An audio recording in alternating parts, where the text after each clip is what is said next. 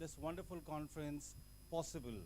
So first of all, please allow me to begin by thanking the Ministry of Tourism, Government of India, for making the funds available for organizing this conference, and especially the Secretary Tourism and the ADG Tourism for making the time to attend in the inaugural function of this conference and enriching it by the thoughtful, insightful, ideas about the tourism industry in our country and the way forward for the industry. Now, a very important thing next is that the conference is possible, or it is successful by the sweat and toil of the researchers, who are the reason for any conference to be happening. And I would compliment the kind of participation which was there from different academic institutions across the country to participate in this conference. So thank you very much, the researchers who showed the interest in coming to this conference and presenting their wonderful papers and their ideas and sharing them with us. Without that, it was just not possible. So I would like to put on record my gratitude to all the researchers for participating in this conference. Next, I would like to thank my fellow principals and faculty members from my sister institutions, different IHMs, all the principals and faculty members who found the time to come to this organization and make this a resounding success. I would be failing in my duty. This conference initially was happening in the month of January, and the preparations had begun last August. And this organizing committee, which had people from diverse backgrounds and from different geographical areas, Dr. Ashok Bandola, right from Dev Prayag, he was connecting with us, and Dr. Dhaya and other people, and then Dr. Adi and Dr. Islam, they were right next door, but there were challenges, which came up, and they were there to help us in solving those challenges as and when they came. So organizing committee, 1 year of hard work has resulted in this particular conference. When we pulled off in January and rescheduled it in that time because of the threat of the Omicron variant, we were very, very, disappointed. Some of the papers were withdrawn because people wanted to have them published, the sooner than later, because since it is related to the academic performance indicators and people cannot wait that long, and these were difficult times, not only for the industry, even for the academic pursuits like this, it was a difficult time, but we are having a sigh of relief now that finally something, worthwhile came out of it. And thank you, the organizing committee. I cannot thank you enough for being there with us throughout in this particular pursuit. Now, after that, the academia, the people who are there from the media, they have adequately covered this particular conference, and there are people, giving us feedback, giving us suggestions. So I'm also thankful to them. The organizing committee here in IHM Pusa, the in-house people, I have the kind of idea, the planning and the hard work which has gone into it. My faculty colleagues here, the organizing committee. There was one organizing committee which was looking at the conference, the management of that, but there was another organizing committee which was running a hotel, behind this to run this conference. So all of them, I would like to put my appreciation to them. And lastly, the different student clubs that I have in this institution, I would like to, put on record my appreciation for them. But before that, with a lot of emphasis, I would like to say is that Pusa is a very rich institution. And the riches of this institution, well, government support already is there. We are backed by the government of India. First institution to be established by the government of India. But I think the real riches lie in the alumni that we have of this institution, strewn all across the globe, and it is the energy and it is the confidence not the arrogance, but the confidence that we get out of that. It makes us, dream big, and then gives us energy to, realize those dreams. So thank you very much. I'm looking at you, Dr. Josham, but there were so many people who were here, very busy people.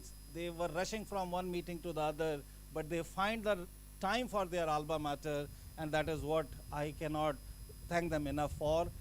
So I think what a wonderful thing it was, a Team Cynics. The kind of technology, they have put together, and very frugal technology, the solutions that they have, put together for making this possible. You saw the Kaladhar and Panchatattva Society making the performances here. And what I feel is we were talking about revival of our battered industry. Tourism and hospitality is one of the battered industries. And what a note to, end it in 3 optimistic songs. And there is a message. This Asaveri, the songs that they chose, they had messages in them, So one was like, you have to have that will. Uljhe dhagon ko suljha lenge. Jo bhi kar rahe, oh, jazba. That jazba has to be there. The second thing was about having the passion, hai junoon. And the third one was, going forward, asking, socha hai, socho kabhi, think about it, brainstorm, and then get out of the situation. I think very meticulously thought by the young minds, and I can't appreciate them enough for this. And I would like to particularly thank one of my alumnus here, because I know consciously or unconsciously he announced it here. He said, I'm going to present this particular paper in the next conference here. And thank you for, committing the 3rd international conference for IHM Pusa, Mr. Bharat. And wonderful until the next conference. Thank you very much. I would like to have that opportunity to welcome you again here in the next conferences. And thanks a great deal. May God bless you.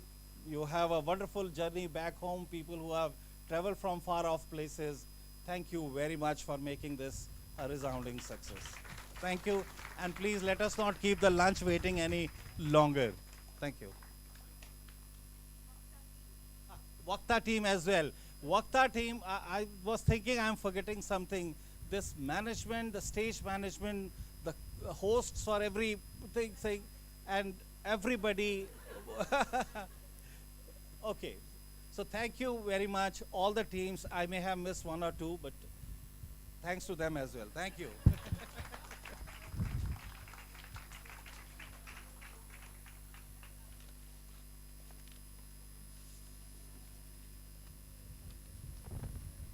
Thank you so much, sir.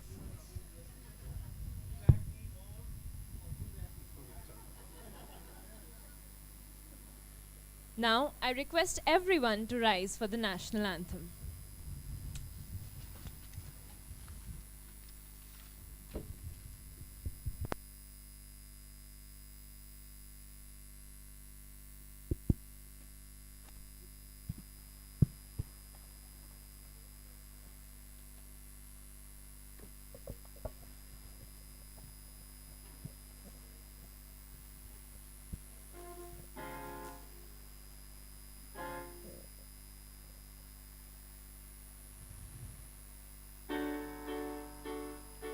जनगण मन अधिनायक जय हे भारत भाग्य विधाता पंजाब सिंध गुजरात मराठा द्राविड़ उत्कल बंगा विंध्य हिमाचल यमुना गंगा उच्छल जलधि तरंगा तव शुभ नामे जागे तव शुभ आशीष मांगे गाहे तव जय गाथा जन गण मंगलदायक जय हे भारत भाग्य विधाता जय हे